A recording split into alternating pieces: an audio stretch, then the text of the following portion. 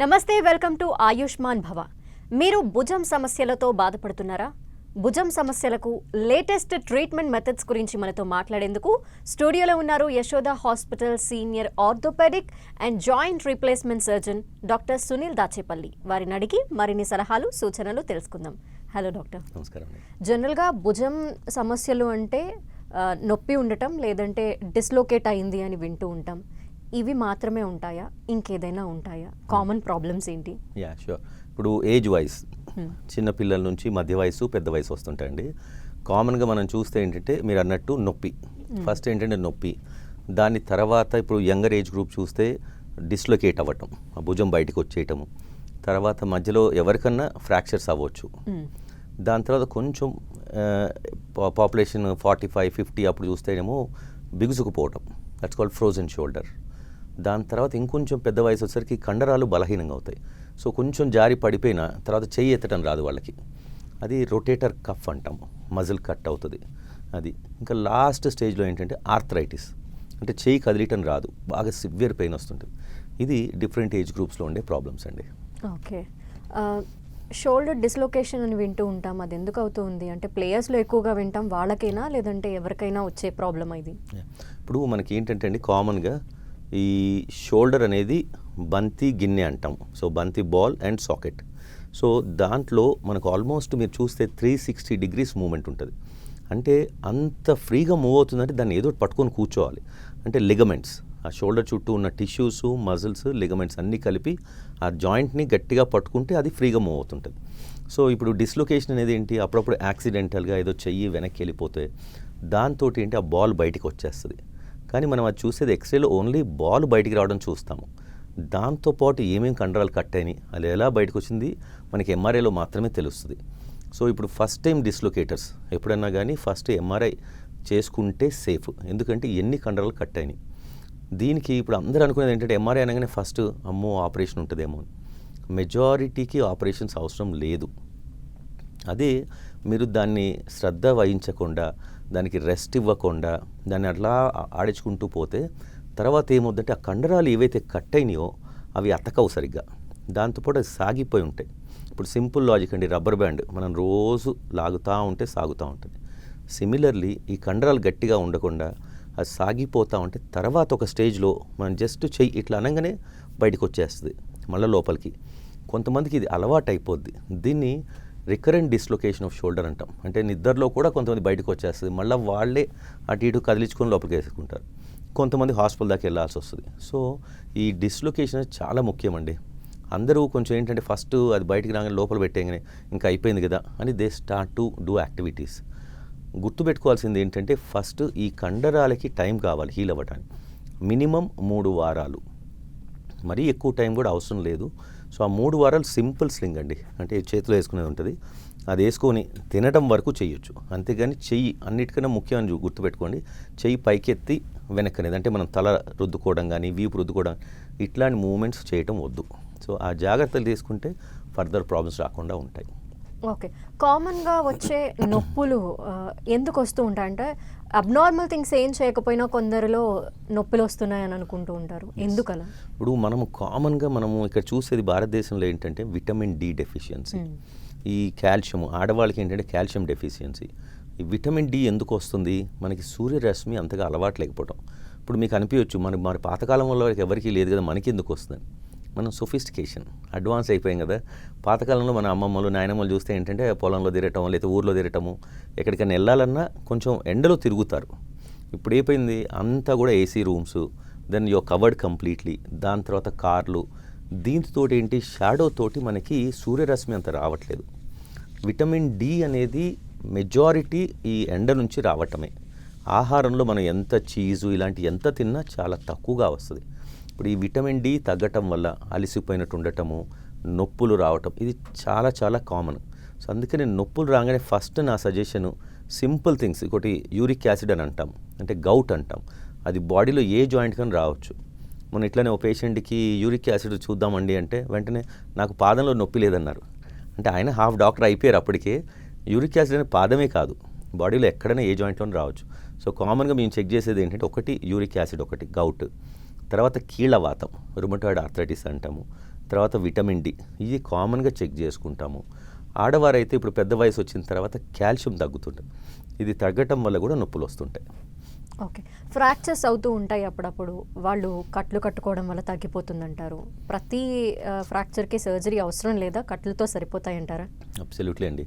ఇప్పుడు కట్లు, ఇప్పుడు మనం పాతకాలంలో చూస్తే అసలు ఆపరేషన్స్ ఏమున్నాయి, కాకపోతే ఏంటంటే సైంటిఫిక్గా కట్టు కట్టించుకోవాలి. ఇప్పుడు కొంతమంది ఉంటారు భుజము కానీ మోచే కానీ పడంగానే వెళ్ళి బాగా మసాజ్ చేయించేస్తారు. ఆల్రెడీ అక్కడ ఏంటంటే కండ తెగి రక్తం గడ్డగట్టుంది. మీరు ఆ మసాజ్ చేయటం వల్ల ఏంటంటే దాన్ని బాగా ఇరిటేట్ చేస్తున్నారు.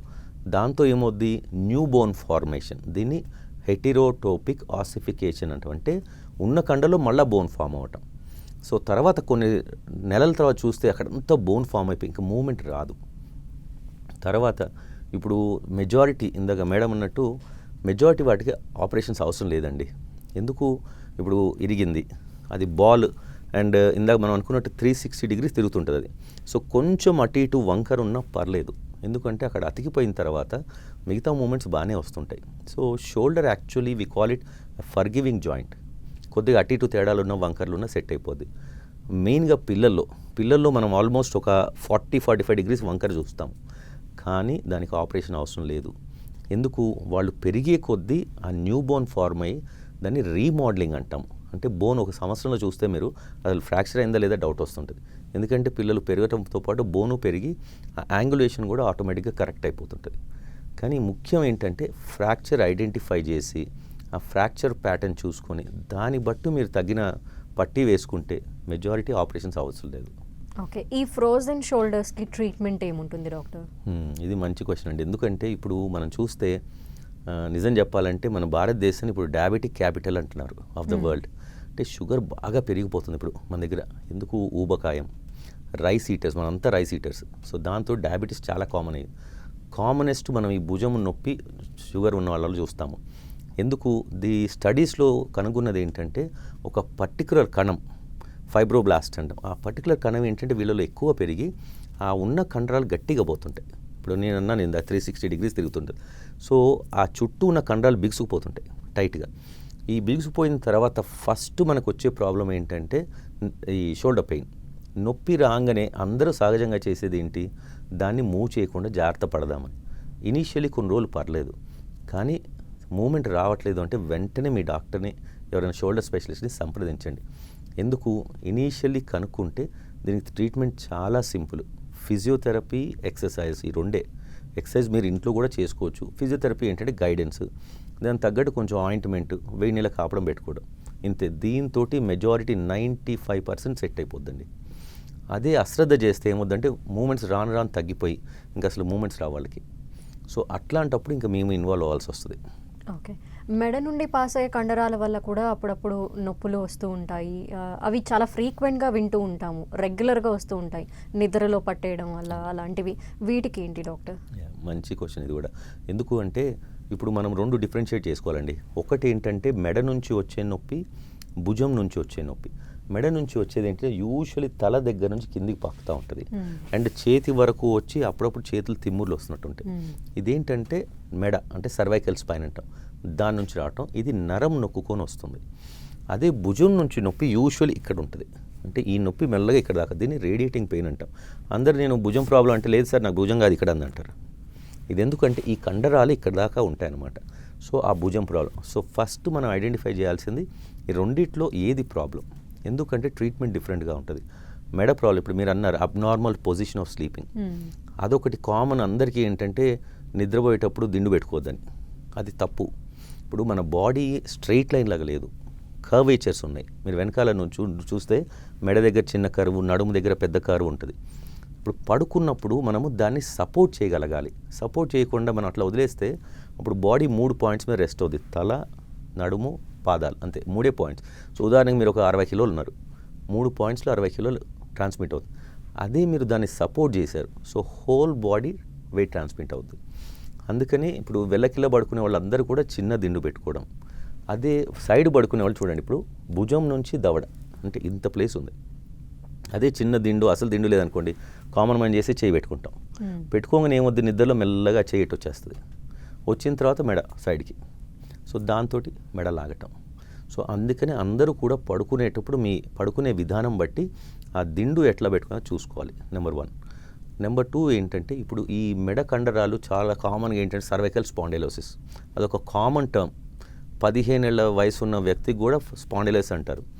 స్పాండిలోసిస్ అంటే అర్థం ఏంటంటే అసలు అరుగుదల, అక్కడ బోన్స్ ఉన్నాయి అరిగినాయి అని.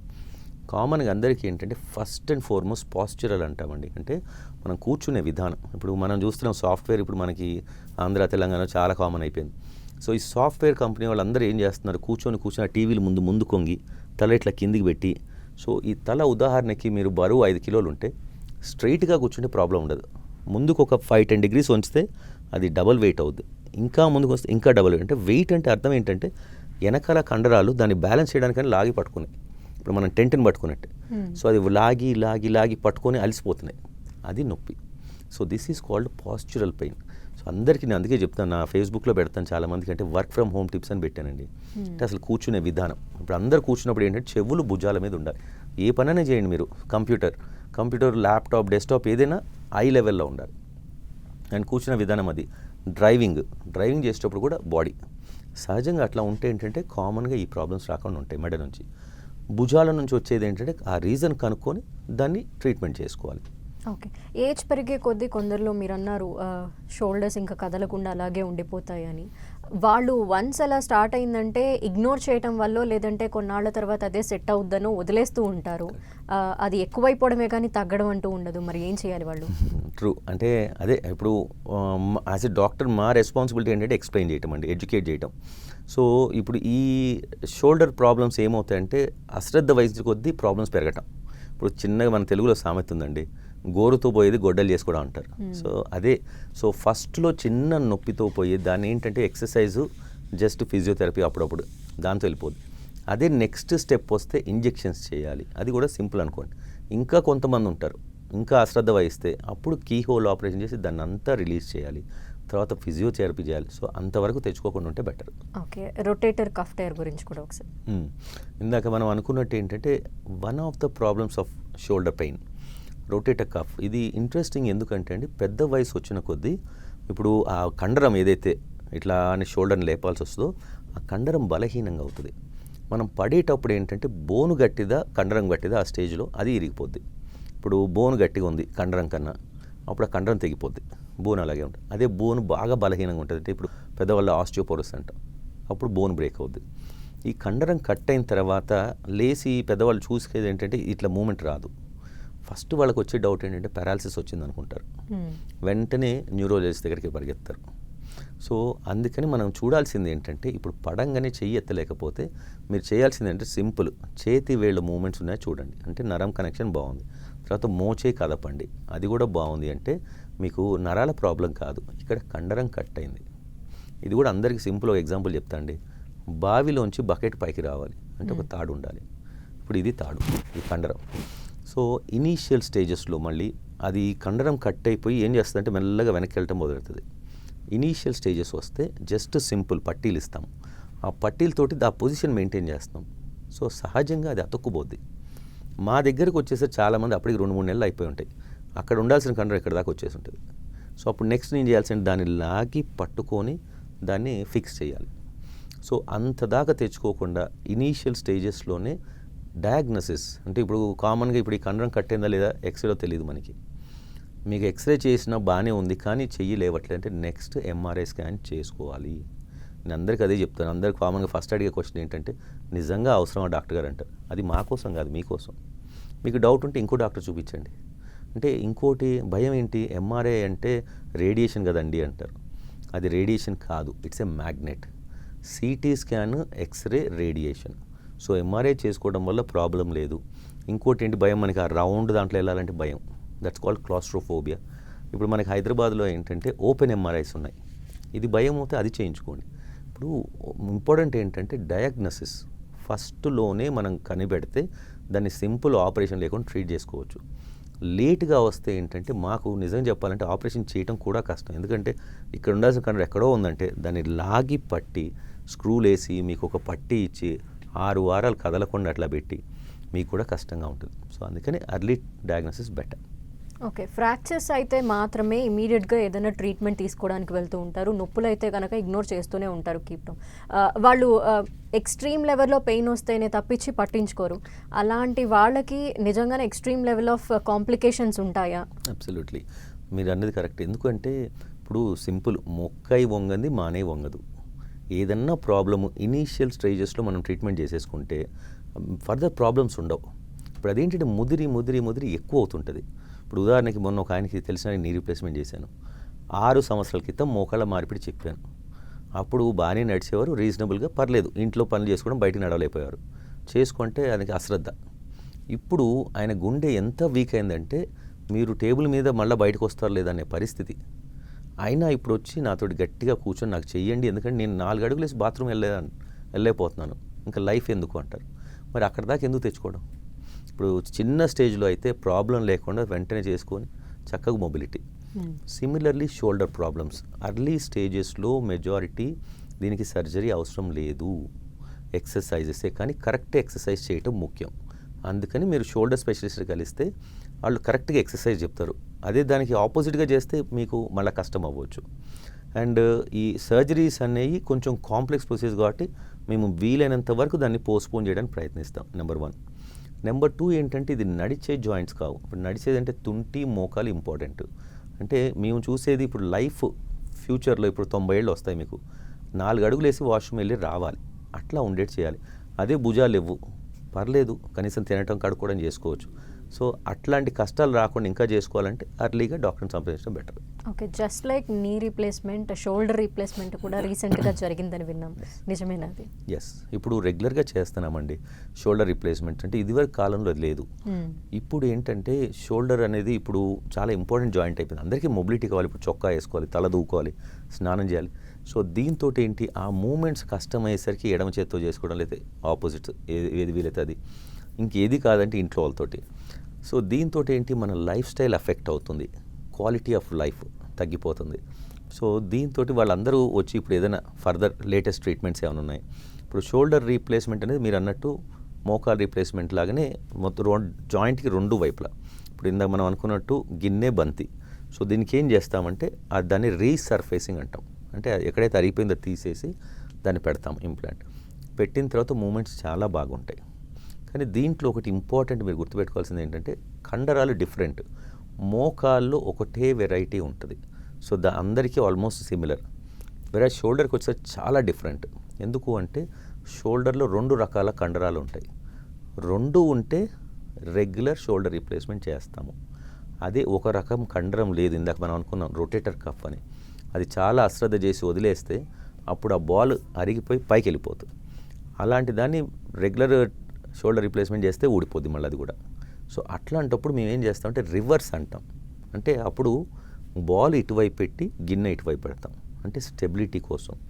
దాన్ని రివర్స్ షోల్డర్ ఆర్థ్రోప్లాస్టీ అంటాం. ఇప్పుడు మీరు బయట దేశాలు చూస్తే చాలా కామన్గా చేస్తున్నారు. మేము అందరం అక్కడ ట్రైన్ అయ్యాం కాబట్టి ఇప్పుడు రెగ్యులర్గా ఇప్పుడు ఫ్రాక్చర్స్ అయినా కానీ, లేకపోతే కండరాలు కట్ అయిపోయి ఇంకా అయిపోయింది ఈ షోల్డర్ ఎందుకు పనికిరానది, అట్లాంటి షోల్డర్స్ కూడా చేసాము. చాలా మంచి రిజల్ట్స్ వచ్చి ఫంక్షనల్లీ, అంటే మోస్ట్ ఇంపార్టెంట్ మీరు గుర్తుపెట్టుకోవాల్సింది ఏంటంటే అందరికీ ఫంక్షన్, ఇప్పుడు మన డే టు డే యాక్టివిటీస్ చేయగలగాలి. సో ఆ ఫంక్షన్స్ అన్నీ వస్తున్నాయి. అసలు ఎందుకు చేయించుకోవాలంటారు డాక్టర్? షోల్డర్ రీప్లేస్మెంట్ అవసరం ఏంటి? అంటే ఇప్పుడు రోజువారీ కార్యక్రమాలండి. ఇప్పుడు మనం ఏదన్నా, ఇప్పుడు ఉదాహరణ నేనే ఉన్నాను, ఇప్పుడు చొక్కా వేసుకోవాలి, లేదా బ్లేజర్ వేసుకోవాలి, సివియర్ పెయిన్ వస్తుంది. నా ఆలోచన అంతా దీని గురించేగా. ఇప్పుడు వెళ్ళి ఏదైనా చొక్కా వేసుకోవాలి, అమ్మో ఇప్పుడు నొప్పి వస్తుంది, ఇదంతా భయం. ఆ భయంతో కూడుకుని లైఫ్ క్వాలిటీ లేదుగా ఇంకా. ఎప్పుడు అదే ఆలోచన. ఇప్పుడు ఈ మూమెంట్ వస్తుంది అంతే, ఈ పైన మూమెంట్స్ రావు, తల స్నానం చేయడానికి దేనికి రాదు. సో దీంతో డే టు డే ఆలోచన అంతా దాని మీద కాన్సన్ట్రేట్ అయ్యి నొప్పులు పెరగటము. తర్వాత నిద్రలో మనం పడుకున్నప్పుడు అటువైపు పడుకుంటే ఆ కదలికతోటి నొప్పి, నిద్ర డిస్టర్బ్ అవుద్ది, సరిగ్గా నిద్ర లేక ఆ ఇరిటేషన్, అంటే ఇంక అన్నీ ఒకదానికొకటి యాడ్ అవుతూ ఉంటాయి. అది ఇప్పుడు రీప్లేస్మెంట్ చేసుకున్నాము, ఇప్పుడు ఆ నొప్పి తీసేసాం కంప్లీట్గా, మంచి మూమెంట్స్ వస్తున్నాయి, quality of life is improved. ఇప్పుడు మనం చూస్తే భారతదేశము 30 సంవత్సరాల క్రితం ఎట్లుందో ఇప్పుడు ఎట్లుంది, we are totally different. That's all because of we are expose to the world now. ఇప్పుడు ప్రపంచంలో ఏముందో ఇప్పుడు మన దగ్గర అన్నీ దొరుకుతున్నాయి. మొన్న ఒక ఆయన ఉదాహరణకి వాళ్ళ అమ్మకి నేను మోకాల మార్పిడి చేస్తున్నాను, అమెరికా నుంచి చేశాడు. చేసి డాక్టర్ గారు రేపు పొద్దున మా అమ్మకి ఆపరేషన్ చేస్తున్నారన్నాడు. అవునండి అన్న. అంటే మీ భారతదేశంలో ఏం దొరుకుతాయని అడిగాడు. మీ భారతదేశం. అయితే సరే నేను అన్నాను, సరే మీకు ఏం కావాలండి, ఇది ఇది ఇది ఇన్ని రకాలు ఉన్నాయి అన్నాను. ఫస్ట్ రకం ఎంత ఖరీదు, లాస్ట్ రకం ఎంత ఖరీదని. ఆహా, అయితే సరేలేండి ఆ లాస్ట్ రకం వేసేయండి. ఇప్పుడు ఆయన అడగటము మీ భారతదేశం అన్నాడు. మన భారతదేశంలో ఇప్పుడు దొరకదనే వస్తువు లేదు. అన్నీ A to Z అండి. ఇప్పుడు ప్రపంచంలో నేను లండన్లో 10 ఏళ్ళు పనిచేశాను. అక్కడ నేను చేసినవి అన్నీ ఇక్కడ చేయగలుగుతున్నాను. సిమిలర్లీ షోల్డర్ రిప్లేస్మెంట్స్ అంతకుముందు లేవు ఇక్కడ. ఇప్పుడు చేస్తున్నాము, చాలా రెగ్యులర్గా చేస్తున్నాం. అది సో ఇందాక ఎగ్జాంపుల్ చెప్పే కదా, అబ్బాయిని అడగలేదు, నువ్వు అమెరికాలో ఎన్ని సంవత్సరాలు అయిందని. 1.5 year అయిందంట. 1.5 yearలో మీ భారతదేశం అయిపోయింది. సో అట్లా అంటే అందరికీ తెలిసేది ఏంటంటే మోస్ట్ ఇంపార్టెంట్, ఇప్పుడు చాలామంది బయట దేశాల్లో ఉంటారు, వాళ్ళ పేరెంట్స్ ఇక్కడ ఉంటారు, వాళ్ళు ఎప్పుడో 30 ఏళ్ళ క్రితం వెళ్ళి ఉంటారు. వాళ్ళ ఆలోచన విధానం ఎట్లుంటుంది, మన భారతదేశం ఇంకా అక్కడే ఉందనుకుంటారు. But we have come forward very much. So given right indications, అది మళ్ళీ ముఖ్యం. అన్నెసరీ ఆపరేషన్స్ చేయకూడదు. ఎందుకంటే ఇప్పుడు ఏ ఆపరేషన్ అయినా దానికి కొద్ది గొప్ప కాంప్లికేషన్ వచ్చే ఛాన్స్ ఉంటుంది. So that is why right indications we should go for any procedure. Thank you doctor. భుజం సమస్యలకు సంబంధించి ఎటువంటి ట్రీట్మెంట్ విధానాలు ఉన్నాయి అన్నీ తెలియజేశారు. Thank you. వెల్కమ్. నమస్కారం. ఇది వాళ్ళ ఆయుష్మాన్ భవ. చూస్తూనే ఉండండి 10 TV.